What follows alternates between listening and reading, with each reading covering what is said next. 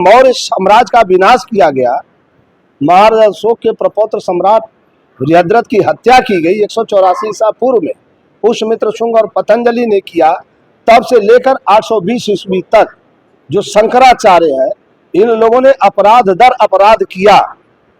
आपको सत्ता से हटाने के बाद इनाम रख करके कत्लेआम कराया, उसके बाद वर्ण व्यवस्था बनाई, भेद लागू किया, फिर जाति व्यवस्था मनुस्मृति बना के जातियां बनाई, आपस में घृणा नफरत करके आपको दूर किया और पढ़ाई लिखाई से प्रतिबंध लगा दिया कि अब पढ़ाई पर प्रतिबंध है, नहीं तो जीभ काट के धधकते लोहे की कील ठोक दी जाएगी, कान में शीशा डाल दिया जाएगा। अब इन सारी चीजों के प्रकाश में जब बहुजन समाज 184 ईस्वी पूर्व से लेकर 1947 तक पढ़ा ही नहीं।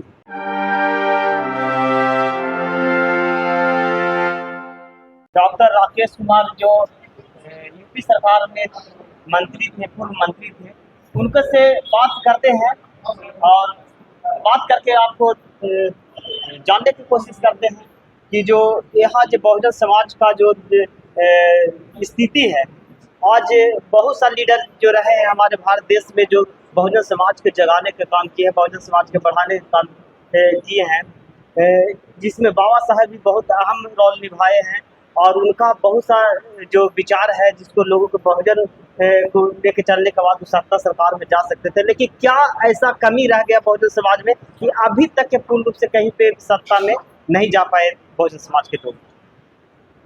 सच तो यह है कि बाबा साहब B.R. अम्बेडकर का जितना सोच है, जो जो उन्होंने हमें हथियार दिया है, उसको चलाने की योग्यता मानसिक रूप से बहुजन समाज में नहीं है।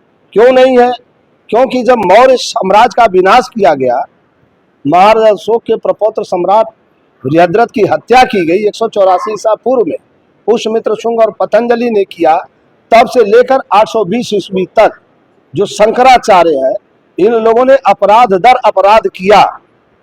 आपको सत्ता से हटाने के बाद इनाम रख करके कत्लेआम कराया, उसके बाद वर्ण व्यवस्था बनाई, भेद लागू किया, फिर जाति व्यवस्था मनुस्मृति बना के जातियां बनाई, आपस में घृणा नफरत करके आपको दूर किया और पढ़ाई लिखाई से प्रतिबंध लगा दिया कि अब पढ़ाई पर प्रतिबंध है, नहीं तो जीभ काट के धधकते लोहे की कील ठोक दी जाएगी, कान में शीशा डाल दिया जाएगा।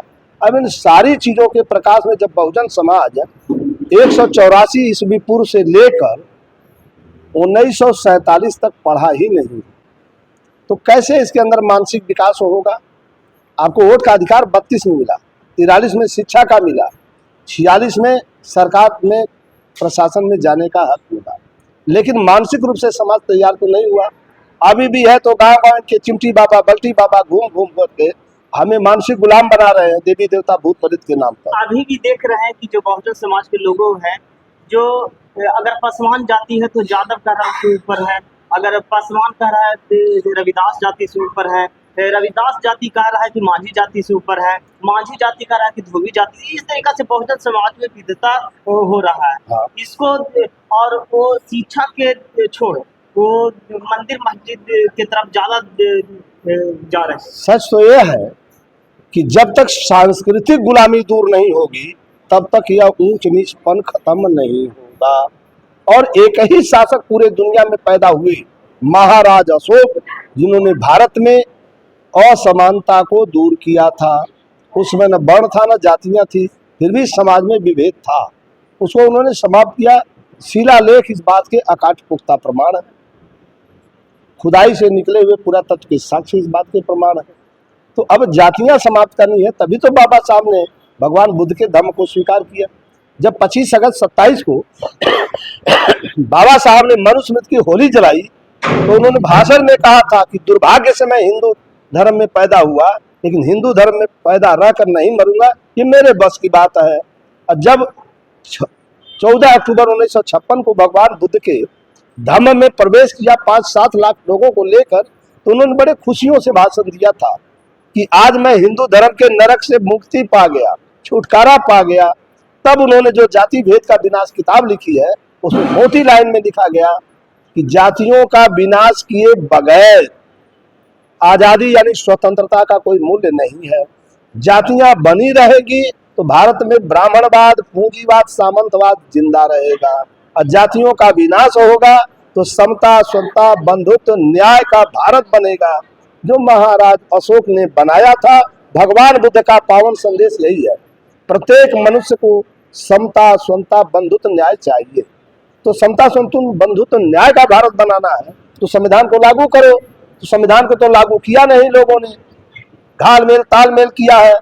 और संविधान को रिजेक्ट करने के लिए अनुच्छेद 352, 356, 358, 360 की परिस्थितियां जानबूझ के भारत में पैदा किया। जैसे मौर्यकालीन भारत का विनाश करने के लिए इस देश में कोई मुसलमान नहीं आया, मुसलमानों को इन्हीं मनुवादियों ने बुलाया है, शंकराचार्य और उनके अंधभक्तों ने बुलाया है, और इन्हीं के जाति के लोगों ने बुलाया है, अंग्रेजों को इन्हीं लोगों ने बुलाया है।